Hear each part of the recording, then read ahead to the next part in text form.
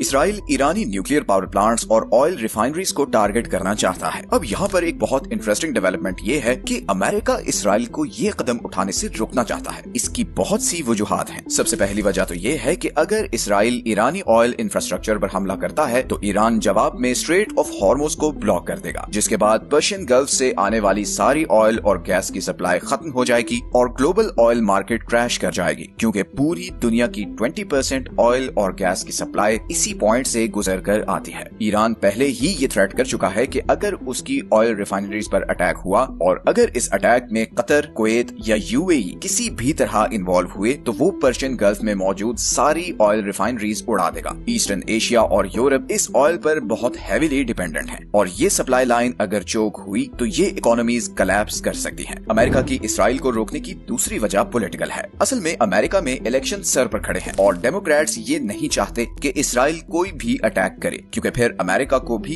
इस वॉर में डायरेक्टली शामिल होना पड़ेगा और इसका इलेक्शंस में डेमोक्रेट्स पर बुरा असर पड़ सकता है, बिकॉज फिर उनके हाथ से सारे अरब और मुस्लिम वोट निकल जाएंगे। लेकिन दूसरी ही तरफ अगर अमेरिका इस वॉर में शामिल नहीं होता तो ज्यूइश और pro Israel voters Kamala Harris को वोट नहीं देंगे। यही वजह है कि डोनाल्ड ट्रंप ओपनली नेतन्याहू को सपोर्ट कर रहा है और उसे पुश कर रहा है कि वो खुलकर ईरान पर अटैक करे और अमेरिकन एडमिनिस्ट्रेशन इसराइल की मदद करे। अब बाइडेन एडमिनिस्ट्रेशन और अमेरिकन एस्टेब्लिशमेंट बुरी तरह फंस चुके हैं और वो नेतन्याहू से कुछ नाराज भी लग रहे हैं। लास्ट वीक जब जो बाइडेन से पूछा गया कि क्या आपके दोस्त नेतन्याहू अमेरिकी इलेक्शन से खेल रहे हैं और क्या वो पीस डील इसलिए नहीं होने दे रहे कि इससे तो डेमोक्रेट्स यानी आपकी पार्टी को फायदा पहुंचेगा, इसके जवाब में जो बाइडेन ने बड़ी बेजारी से कहा कि मुझे नहीं पता नेतन्याहू क्या कर रहा है। उसे याद रखना चाहिए कि जितना मैंने एक साल में इसराइल के लिए किया है कभी किसी ने नहीं किया। तो इससे बड़ा ऑब्वियस नजर आ रहा है कि बाइडेन एडमिनिस्ट्रेशन और अमेरिकी एस्टेब्लिशमेंट ये फील करती है कि नेतन्याहू ने उन्हें यूज किया है और अभी वो इसराइल के सामने बिल्कुल हेल्पलेस हो चुके हैं। अभी तक तो यही नजर आ रहा है कि इसराइल ईरान पर अमेरिकन इलेक्शन से पहले पहले जरूर अटैक करेगा ताकि वो अमेरिका को भी डायरेक्टली इस आग में खींच सके। और जब अमेरिका इस आग में कूदेगा तो जाहिर है चाइना और रशिया को भी साइड लेना पड़ेगी और फिर ये जंग सिर्फ दो कंट्रीज की वॉर नहीं बल्कि एक रीजनल वॉर बन जाएगी, जिसका अंजाम बहुत ही भयानक होगा। अभी तक इसराइल को जिस चीज ने रोका हुआ है वो ईरान की यही मिसाइल कैपेबिलिटी है, जिसका ट्रेलर उसने 1 अक्टूबर को दिखाया था। फिर 5 अक्टूबर 2024 को एक और इंटरेस्टिंग चीज ये हुई कि ईरान में रात के करीबन 11 बजे 4.6 मैग्नीट्यूड का